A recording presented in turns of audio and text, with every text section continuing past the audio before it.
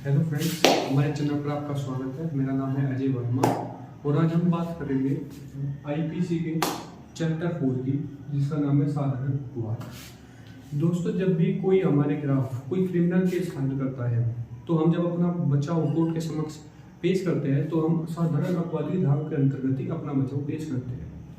साधारण अपवाद में 76 से लेकर 176 की धाराओं को समाहित किया गया है। आज हम बात करेंगे धारा 76 की। तो आइए जानते हैं कि धारा 76 क्या कहती है। तो फ्रेंड्स, आज हम बात करते हैं, आज धारा 76 की हम बात कर रहे हैं। धारा 76 क्या कहती है? धारा 76 कहती है कि विधि द्वारा आबद्ध या तथ्य की भूल के कारण अपने आप को विधि द्वारा आबद्ध होने का विश्वास करने वाले व्यक्ति द्वारा किया गया कार्य।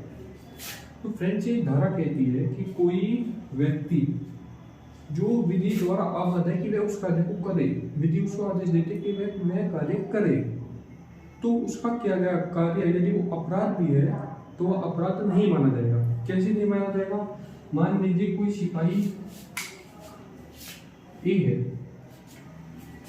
वह पेट्रोलिंग कर रहा है और उस पर कुछ व्यक्ति जो दंगाई भीड़ है वो उस पर हमला कर देती है। मान लीजिए BCD उस पर हमला कर देते हैं ए पर, जो कि एक सिपाही है, पुलिस वाला है, वो गश्त लगा रहा है, पेट्रोलिंग कर रहा है और उसको जो उसका अधिकारी है, मान लीजिए कमिश्नर है, वो उसको आदेश देता है कि वह उनको गोली मार दे।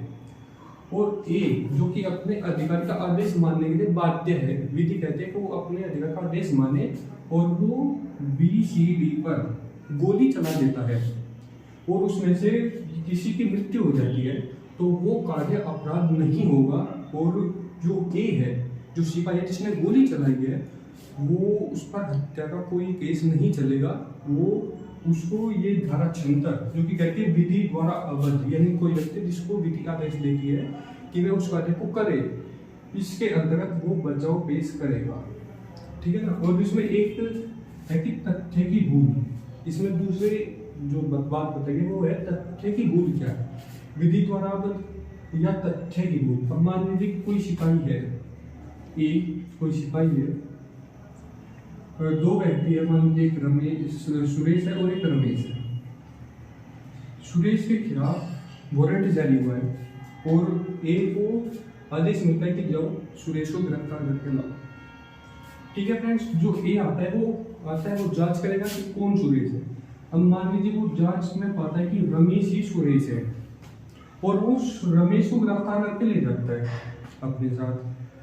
तो उसका कार्य जो ए द्वारा है, जो कि तथ्य की भूल के कारण हुआ है कि कोई तथ्य जिससे भ्रम उत्पन्न हो गया कि रमेश ही सुरेश है और वो रमेश को गिरफ्तार करके ले जाता है, तो यहाँ उसका कार्य अपराध नहीं है, उसके खिलाफ कोई भी केस दर्ज नहीं किया जा सकता। तो ये धारा जो कहती है विधि द्वारा आबद्ध, यानी कि विधि जिस व्यक्ति को कोई कार्य करने का आदेश देती है, यदि वह उसको करते हुए अपराध भी कार्य कर दे तो उस पर कोई केस दर्ज नहीं किया जाएगा, क्योंकि उसको यह जो धारा है सुरक्षा प्रदान करती है। और दूसरा है तथ्य की भूल के कारण, जैसे कि मैंने बताया कि किसी तथ्य के कारण कोई भ्रम उत्पन्न होता है, उसमें वह कोई अपराध कर देता है, तो भी उसका कार्य अपराध नहीं माना जाएगा।